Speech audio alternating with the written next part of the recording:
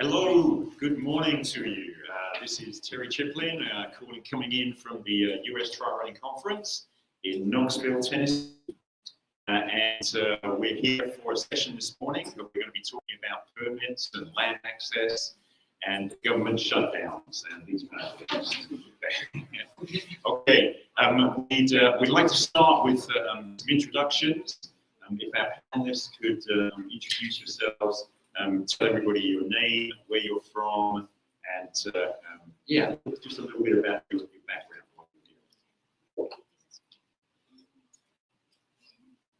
Hello.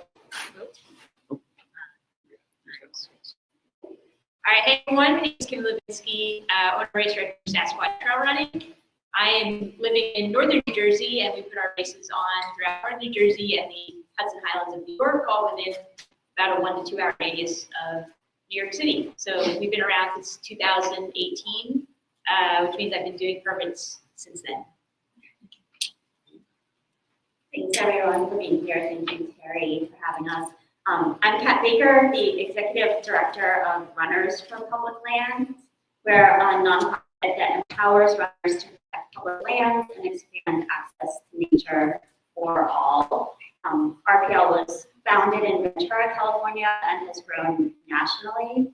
We have a collective of nearly 400 race directors who participate in our race director collective to advocate for common sense bipartisan policies in the outdoor recreation space. And in addition to this, I am race director for the Mount Laguna Trail Marathon, which I founded 14 years ago in the mountains east of San Diego. It's in just a couple weeks. Excellent, thank you. We actually, I was thinking Vic that founded RPL, that he came to the Trail Running Conference in 2019, I think in Estes Park, and that might have been just at the time that he was setting up RPL. Yep, RPL was founded on Earth Day in 2019, so that makes sense. Yeah, okay, wonderful, wonderful.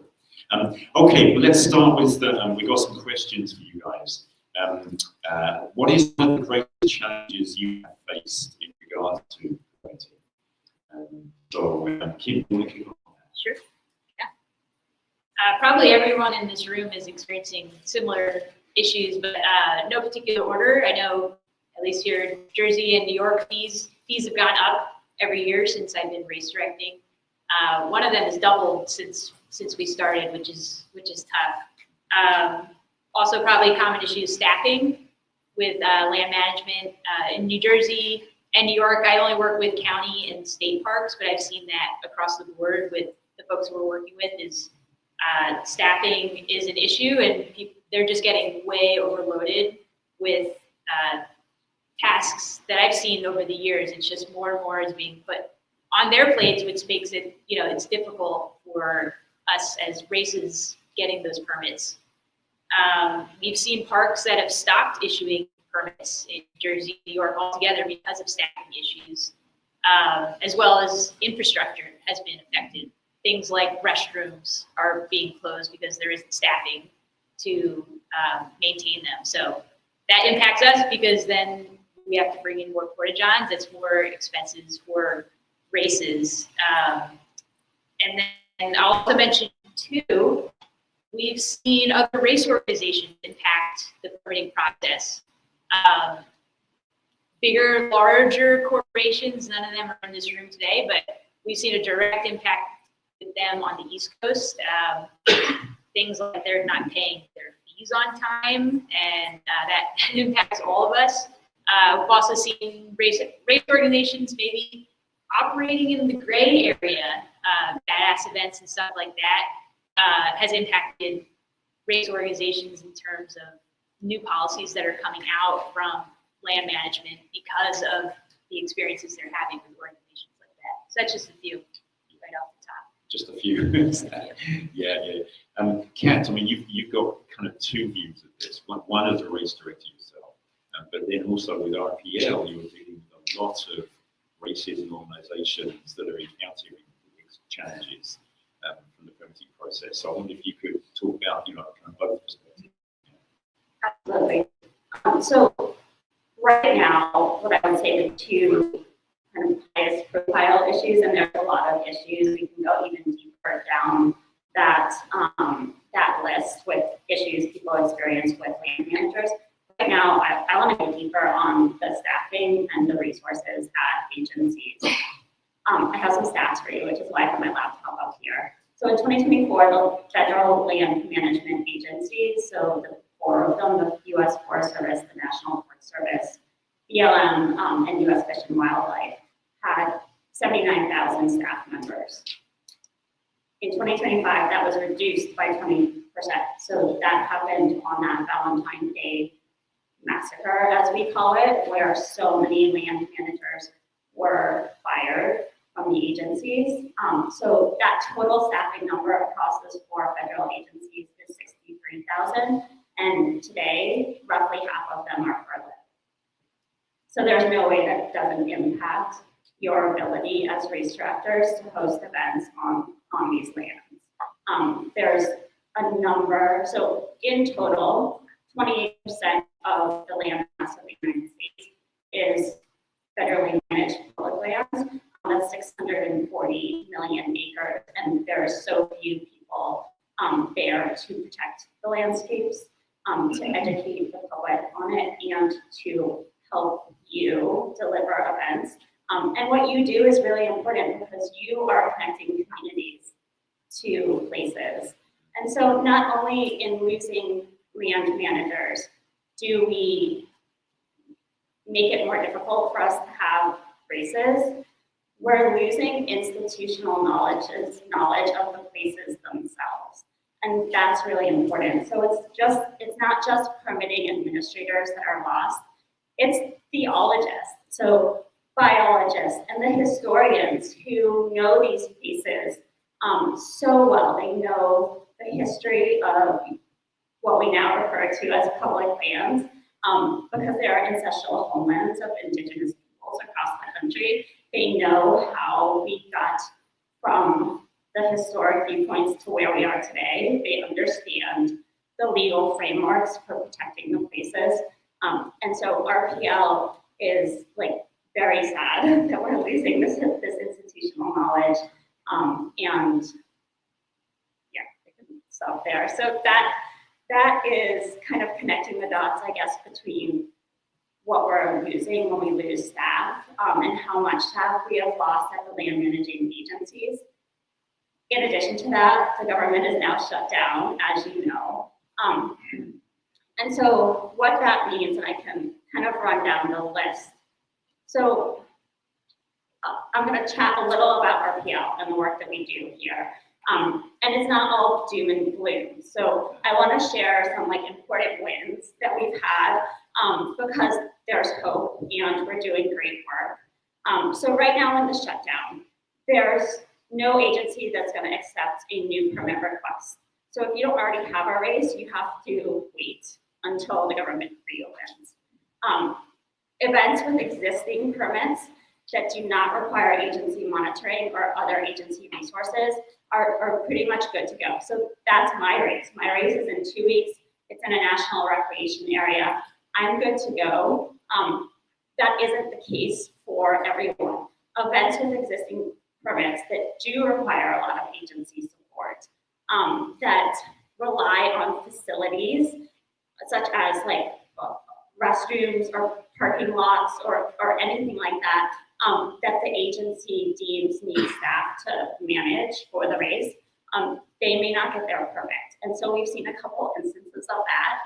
However, we've also, RPL, as soon as we knew that the government shutdown was imminent, we were able to get out information to our race director collective, and begin working with races on a one-on-one basis to make sure that they were informed on how to navigate this. And with the information we provided, some race directors were able to get permits the day before the shutdown or that week of the shutdown, where they may not have been able to do that without the information that we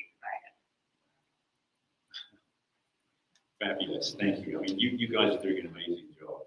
And I'm so glad that RPL exists, because I think without RPL, I think many communities will be just completely lost. And yeah, it's wonderful that you form like a kind of meeting point that people can come to, and your information systems and programs and so on. So thank you. Thank you, Terry.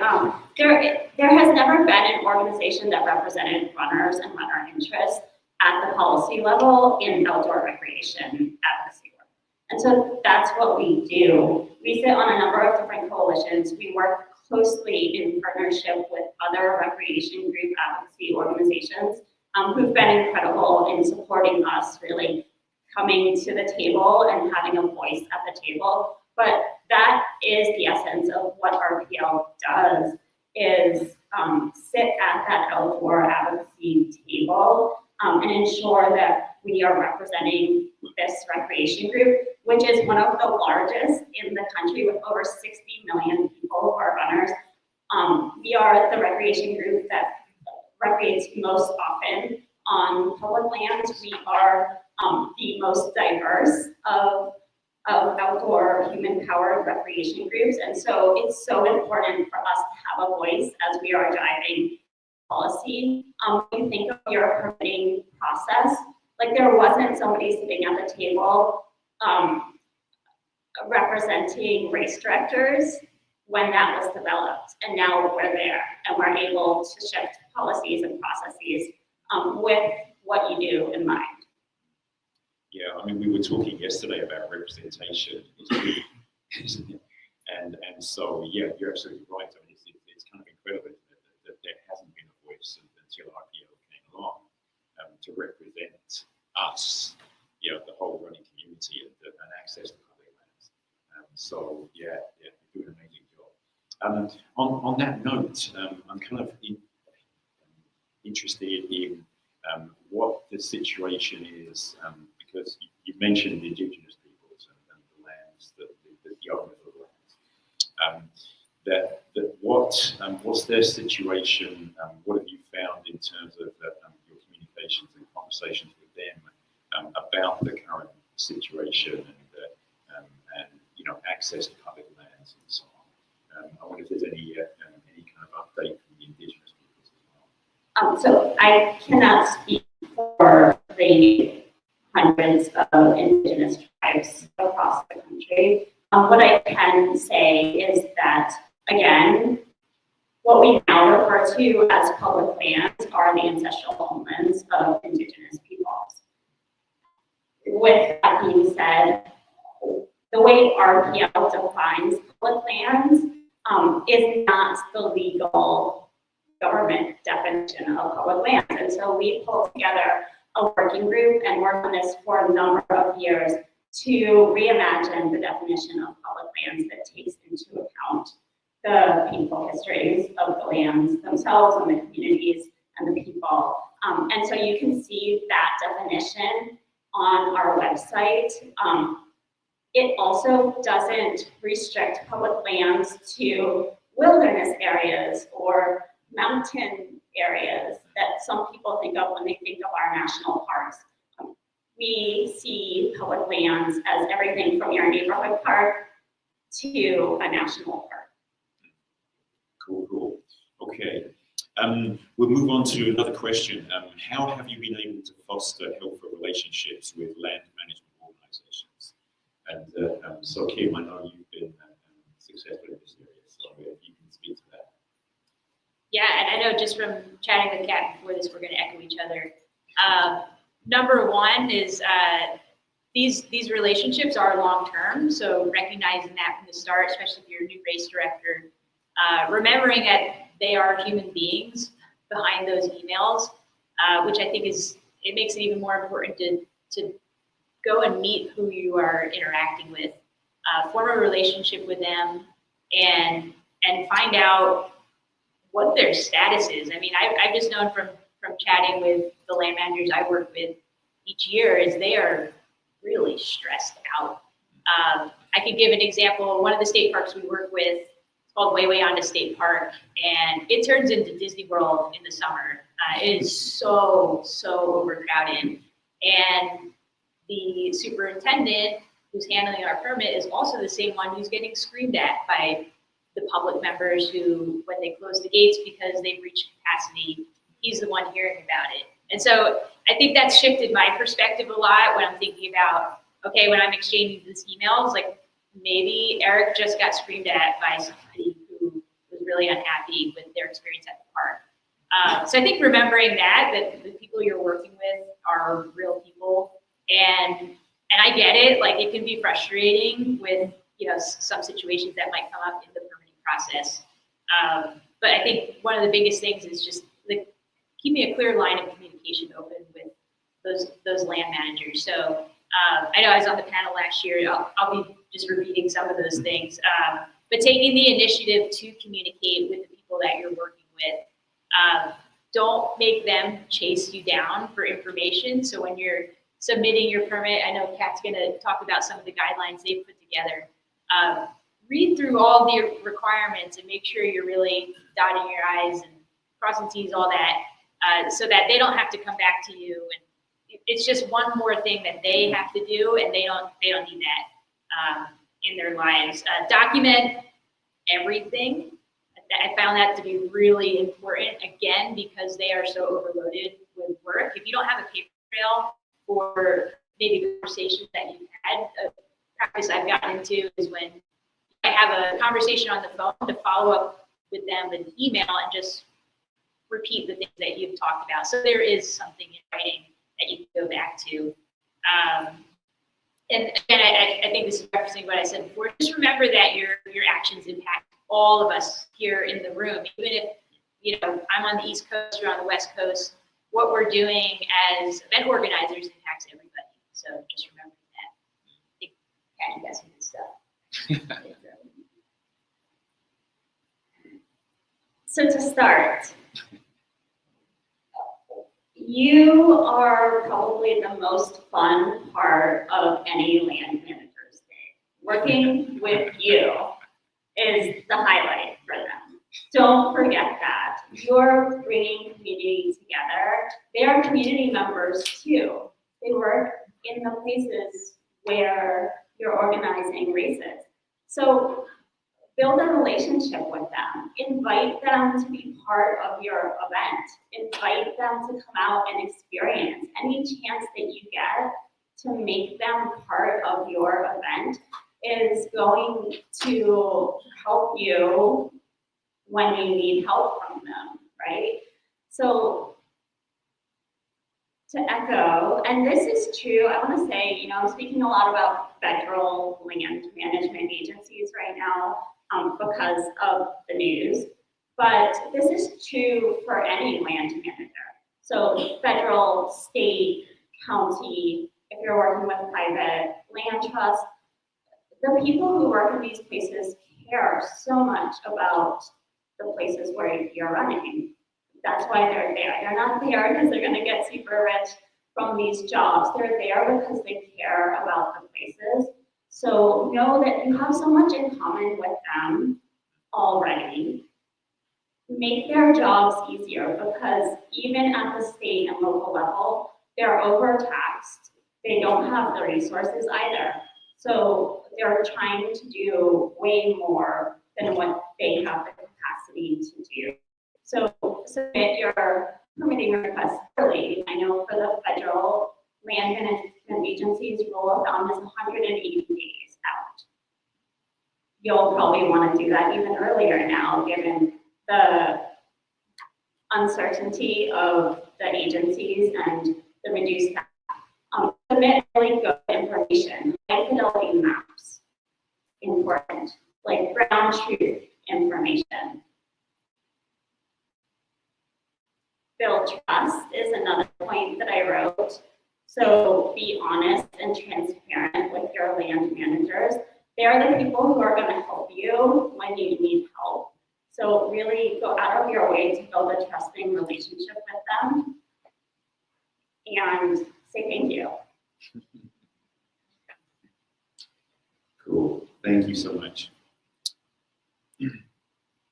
So the government shutdown. Yeah? So what do the future months look like for this government shutdown? And what are some potential roadblocks race director might encounter? Ginny, I don't know if you have anything to comment I'm gonna default. Kat's got all the info on this. on. So I can't read the tea leaves. No. It doesn't look like it's progressing, certainly not as quickly as we would like.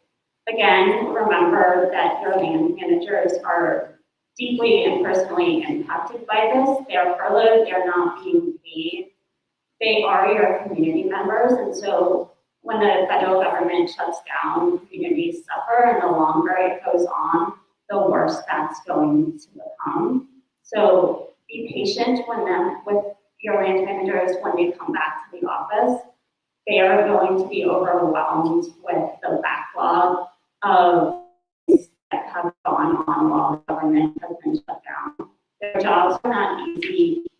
They're scared they may not come back, right? You don't know what the future for reduction in force looks like at the agencies right now. We all hear the threats in the news and we saw last Friday, not land management agencies, but other federal agencies went through another what we call RIF. And so that could happen again to land management agencies, further reducing their staff. So be compassionate.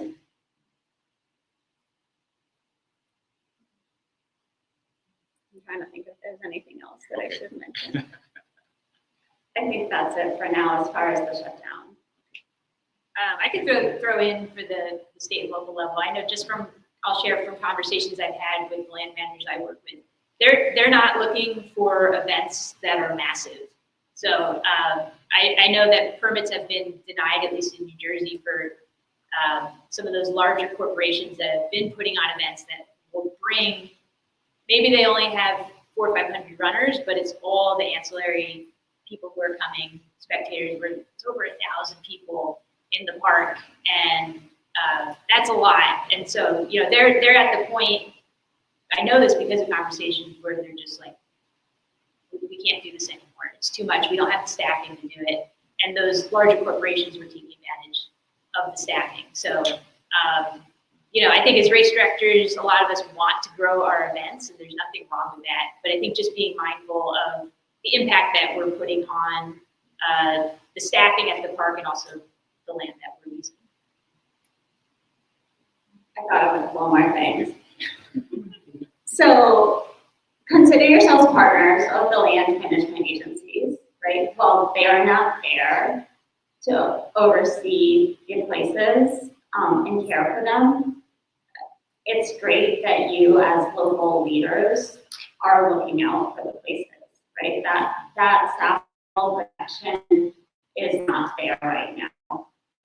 Additionally, the resources that land management agencies provide are not available or could be very slow. So from a safety perspective of runners, if you are organizing runs or races, you need to be prepared to be self-sufficient in a way that you may not have had to be before. So communications should be on the top of your mind. Safety plans should be on the top of your mind.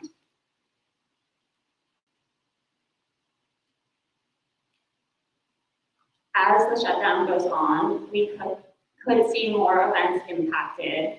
And I'd like to take just a second to nod to the importance of recreation events in local communities. So I mentioned the human impact of the folks who are suffering due to not being paid and uncertainty for their jobs.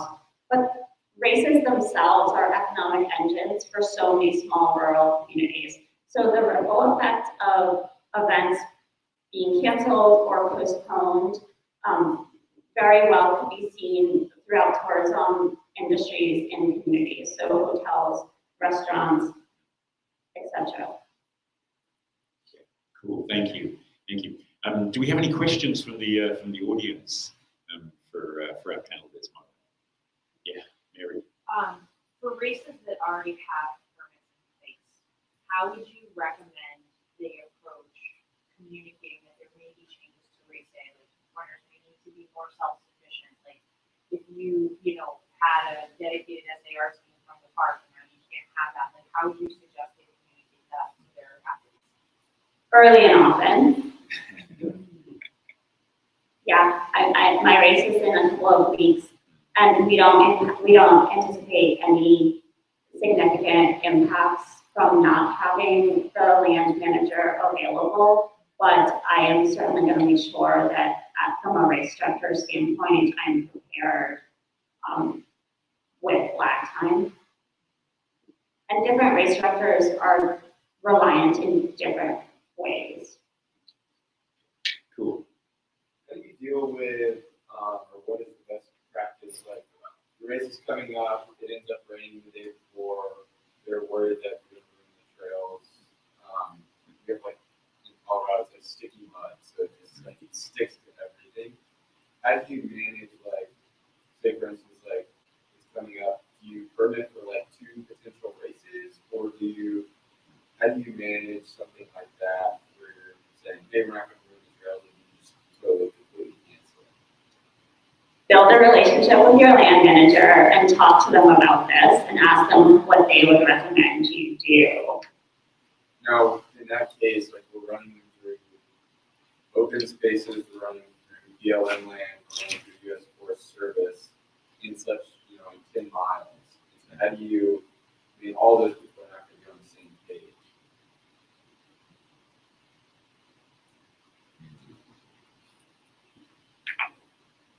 So they might be. Have you spoken to every one of the land managers?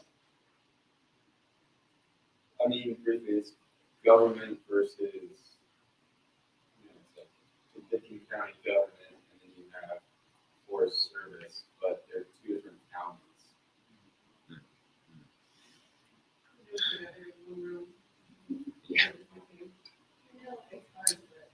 We may have one thing in common on that. We developed a lot of relationships with the, not only the land managers, but those who are working on their behalf to maintain and repair trails. And so one of our proposals is, we take part, we take an active role in trail maintenance before and after our race. We also do a lot of donations to the trail repair maintenance, networking groups. And the land managers really like that, because they know that we can also, because they don't have boots on the ground.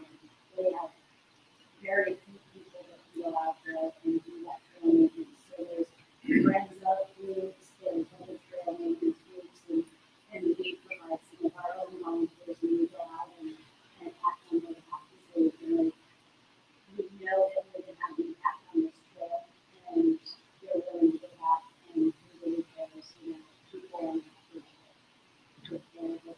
Because we don't have an alternate route. We don't have a contingency plan. You can say, well, if people up and down that street, they're going to cross it. Yeah. We don't have that accessibility. So we just have more people with us. And I'm happy to chat more with you after. The places where I know that are incredibly sensitive to rain specifically would close down the park and the trails. So if that is a place that you are planning to host a run, I would look at the processes and the rules for the particular lands where you're proposing a race, and then assess whether that's the best place for you to have a race. Amy, would you mind grabbing the mic from the stand over there? And if we could use that for any more questions from the audience, so that we can have folks that are listening in and recording for this too, so we can hear what the questions are. I think just listening to your question, that there's we're living in uncertain times. It's not easy to know what is going to happen.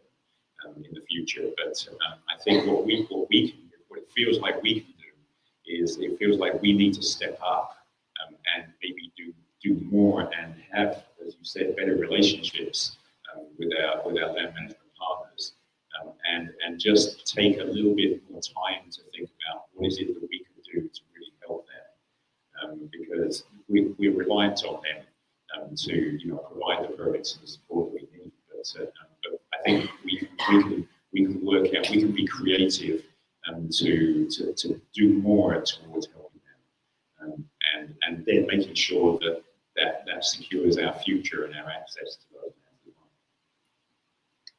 As runners and race directors, right? Yeah.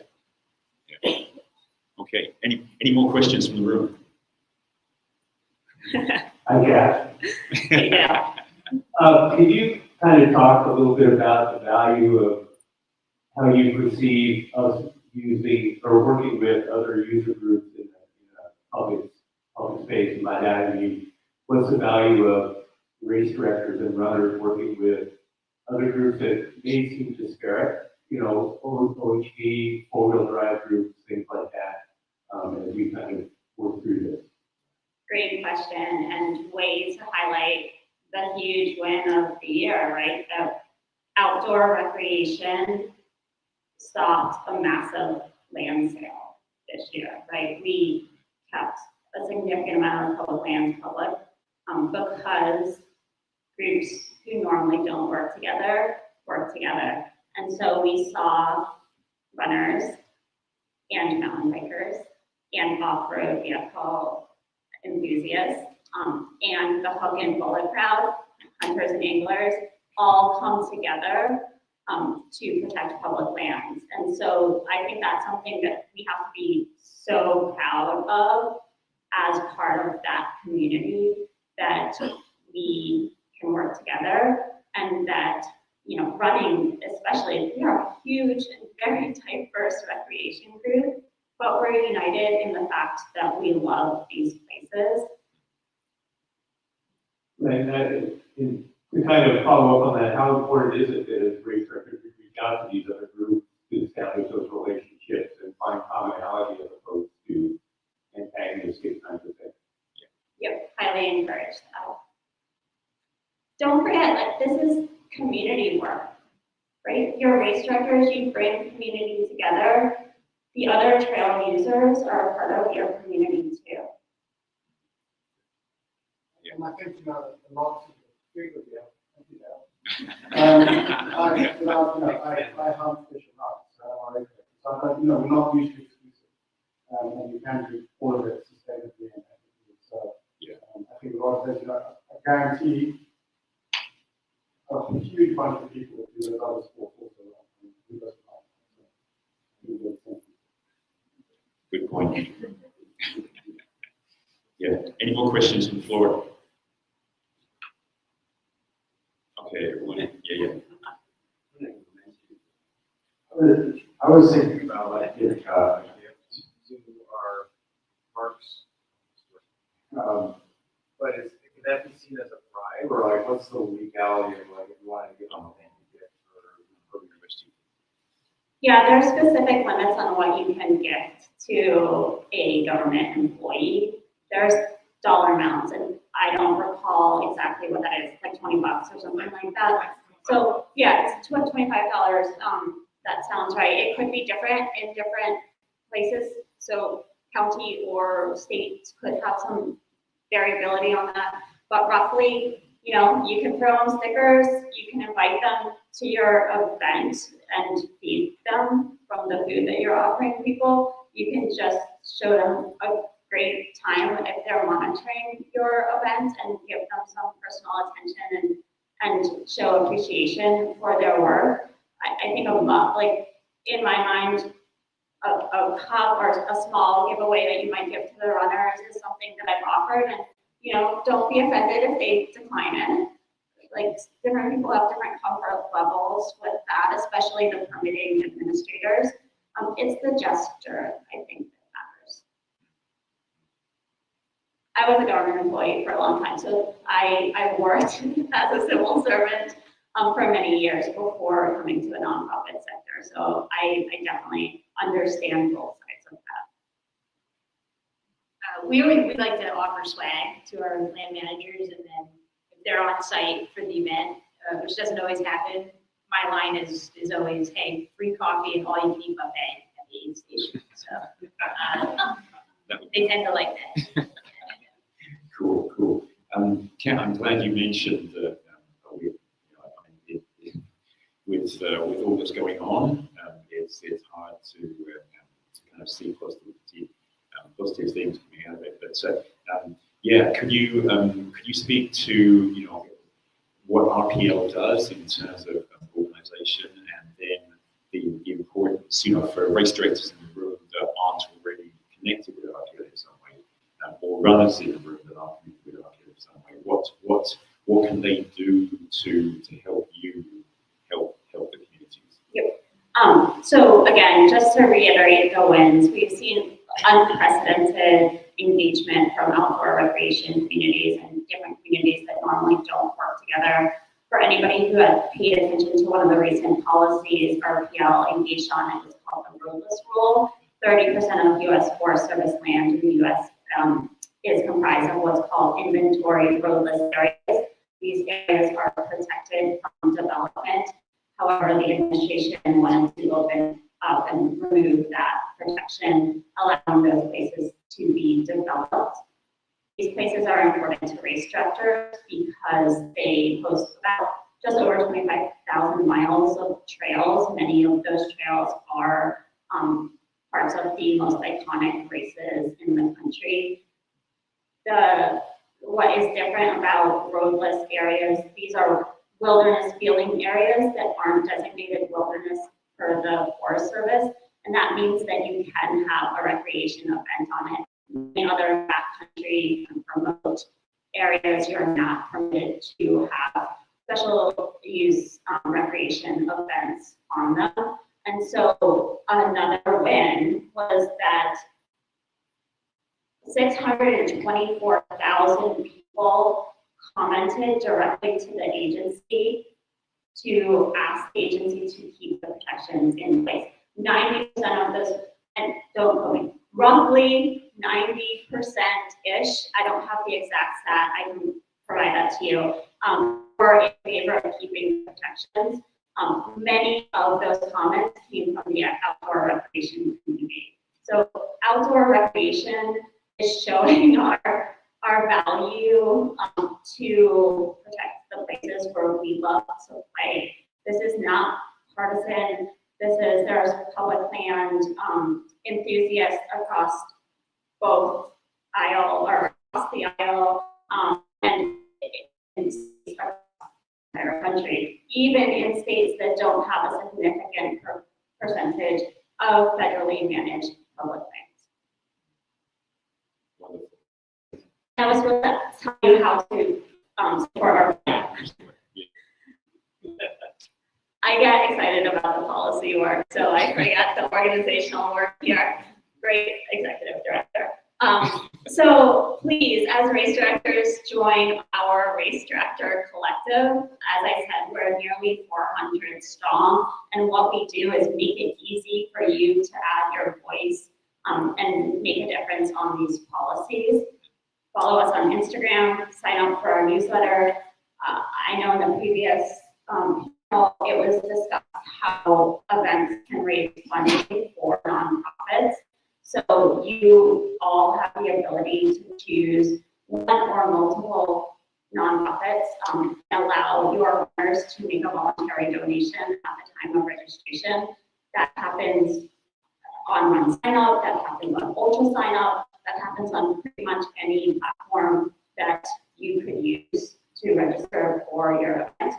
And then stay in touch. We're excited. We're adding another full-time staff person very soon. We are going to make more resources available to race directors and to runners, and share more resources so you're informed about these policies and how they impact you in your town without having to dive deep into the wonky policy stuff that's difficult and not always the most fun thing to have to study as a race director.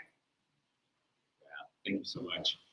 Any more questions from the floor at this stage? Yeah. It's runners for the number 4 public lands. And our website is runnersforpubliclands.org. Brilliant. It's definitely worth taking a look. I mean, you have a toolkit, don't you? So there's a ton of resources on there that you can work with. Yeah, and we're excited to be doing more in the mapping space as well. So stay tuned for some more resources when it comes to maps. It's been really fun to showcase and connect the dots for runners and race directors, especially to show race maps overlaid on public lands and overlaid on threatened public lands. You can really clearly see how all of this comes together in your local community. It's really hard to put the pieces together of how big federal policies impact you locally, but they do. These are federal public lands are local to a lot of people. Cool. Yeah. Thanks, Amy. Good. Mike coming. Oh, yeah. I'm based in Pennsylvania. For these national groups, we don't have a lot of local people on the ground to protect our winters on public land. I want to showcase your groups for my local community, but there's no field reps or local chapter. Do you have any advice on starting a local chapter or at least humanizing your organization to tough for you to come out for a local race, but just to bring the national down to the grassroots level? Thank you for that question. And so a bit about our approach. RPL believes that advocacy and policy work has to start at the local level. We are not a top-down organization. We want our policy agenda to be driven from the grassroots level in communities. And so our approach is to establish local ambassadors in different communities across the country to be that presence, and then for us to support them in growing the community. So when you look at models of nonprofits, the closest one to what we are trying to do, it would be a Surfrider Foundation. If anyone here has heard of that organization, it's very, very rich in local community organization and support. And then what we are able to do at that more headquarters level is the collective organization of everybody. And so we're a young and small nonprofit, so we haven't been able to be everywhere immediately. Right now, we have about 20 ambassadors kind of launching this presence in various places. I know that there's a lot of requests and excitement on the East Coast, and I'm originally an East Coaster, so I grew up kind of on the border of Connecticut and New York, and so I'm so stoked to see that. New York, New Jersey, Pennsylvania. I have a lot of family in New Hampshire in the middle of the White Mountains. So we're so excited to grow this. And I know that there's a lot of interest in the North Carolina, Georgia areas as well. So as we get more resources, we are going to be able to grow these local communities and then set volunteers up for success in spreading the word about the work that we're doing, how to get involved, and then creating that pathway that connects runners to opportunities to give back, right? So we do trail work, and we're not a land manager ourselves, but we can connect the runners through races, through run clubs, to the land manager, and then we can provide cool stuff to make it fun and exciting. Yeah. So how can they consider becoming an ambassador? Is that something people would approach you to do that? So yes, I'm happy to talk afterwards. Please do that. We'll probably do another call for ambassadors at some point once we have the capacity to take on more folks. But connect with me while you're here. You can email us. There's an email form on our website. You can also become a member of RPL. So we are a membership-based organization. The funding that supports us a good chunk of that comes from individuals who make a $5 a month donation. And so that community support means a lot to our organization. It also means a lot to like the bigger funders who like foundations and outdoor industry brands who look at that as an indicator of community support for our work. Brilliant. All right, we'll take a stop there. Thank you so much. If you give a round of applause for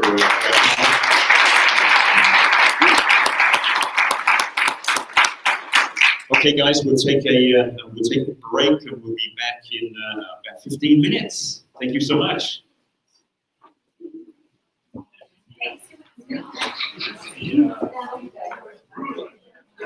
You can almost live, bro.